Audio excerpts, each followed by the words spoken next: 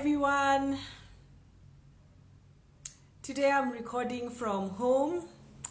I'm not sure about the lighting situation, but we make do with what we have.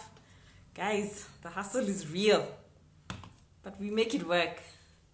So I'm excited to be sharing new content this month.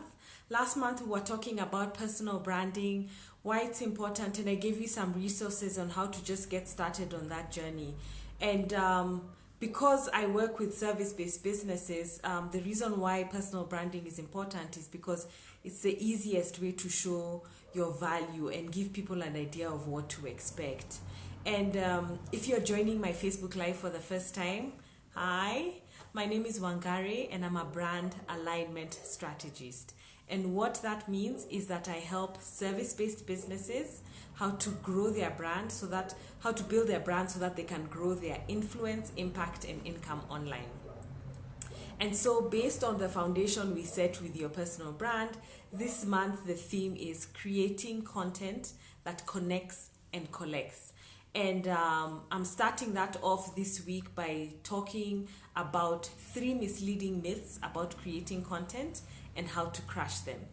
So I'll dive right into it. If you have any questions, feel free to put them in the comment section after the session and I'll answer them thereafter. So let's get started. The first myth is that people think if you build it, they will come. What that means that if you're creating content, then people will magically find it. And if you're a student of marketing or you're working in marketing, you might be familiar with the terms inbound marketing or attraction marketing, which basically means rather than pushing content on people, which is what you would see with advertisements, what people are doing now is that they're creating content to pull customers towards them. That's what content marketing is about.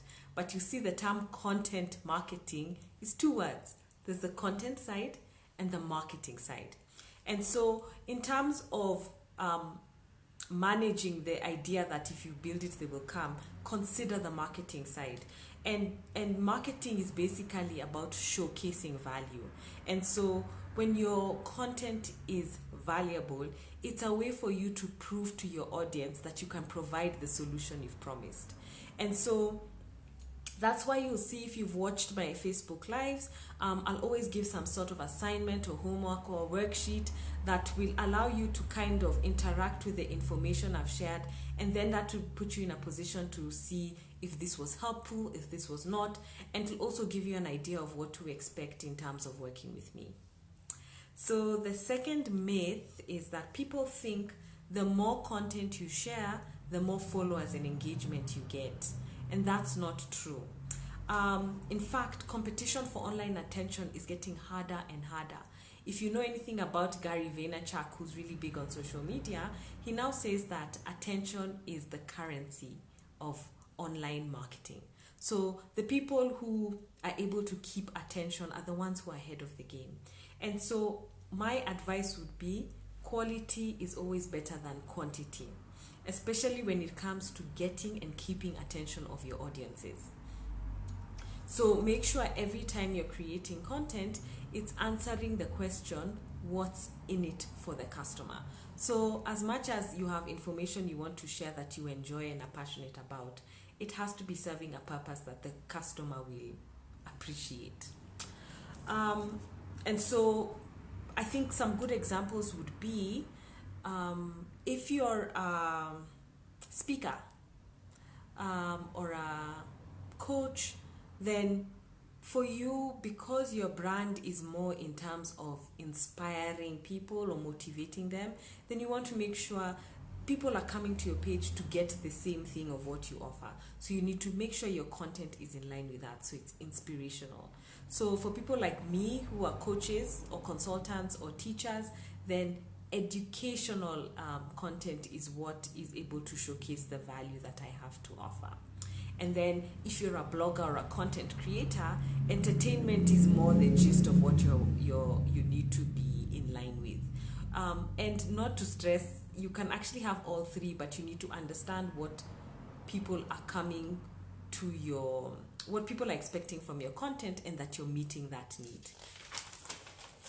Then the third myth people think is that your content should always be about your products and your services. And to be honest, that's like trying to push brochures down someone's throat. Not tasty. I wouldn't know though, but yeah, paper, no thanks. The point is,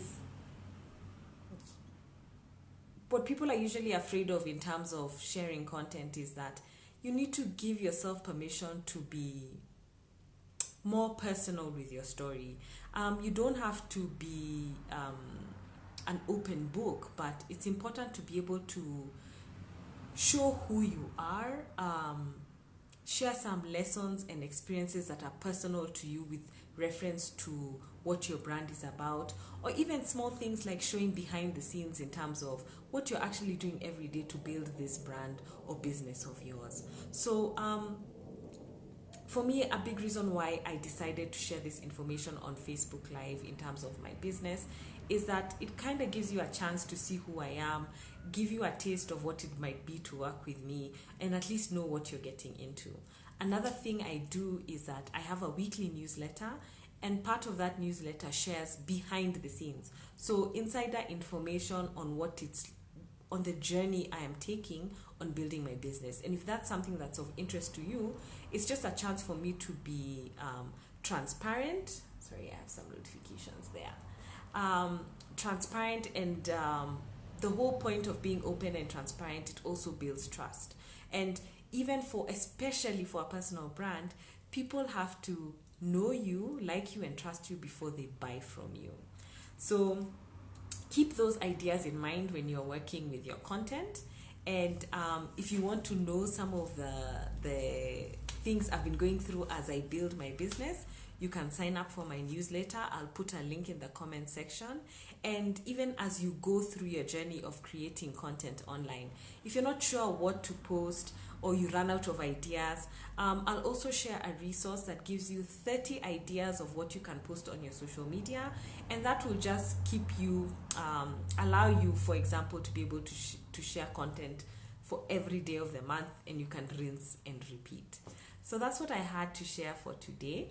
And again, if you have questions, put them in the comment section.